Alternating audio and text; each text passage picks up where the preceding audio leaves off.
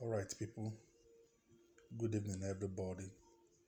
So, today I just want to share one or two things with us from the scripture.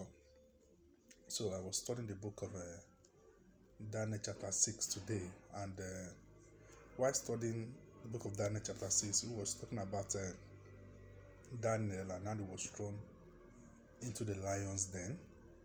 It happened that his fellow colleagues, who were to be president, actually planned against him, because they know that there is nothing they can use to hold Daniel except for the fact that he was serving God.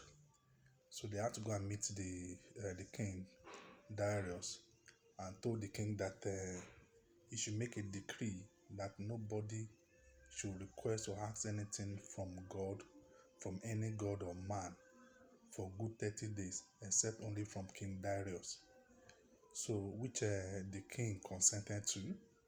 And when Daniel heard of this, he went into his chamber, into his house, opened the window facing Jerusalem, and began to make supplications, thrice in a day. And when this president saw it, they had to go and report to the king, and they took Daniel, they threw him into the lion's den, and it was stated in that law that anybody that requested anything from any other god or man apart from the king must be thrown into the lion's den. Now, here is the thing.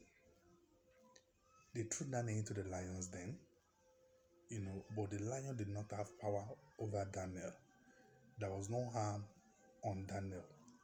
So the next morning, the king went there and called out Daniel that, has your Lord been able to save you from the power of the lions? And the king said so. And Daniel said yes. Now, the people that planned evil against, this is where I'm going actually. The people that planned evil against Daniel, all of them were thrown into the lion's den. Not just only them, but their wives and their children also have to suffer that consequences too.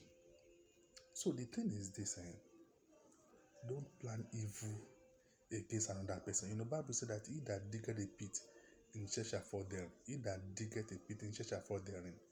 What is the need? What is the essence of you planning evil against another person? Why? What are you going to benefit from that?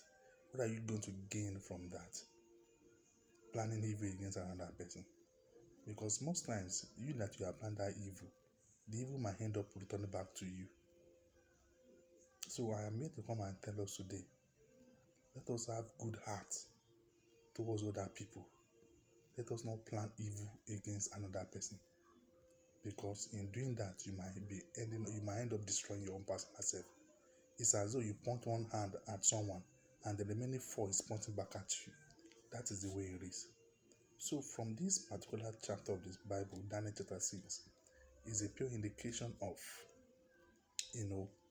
those who plan evil against another person and the evil before the planner.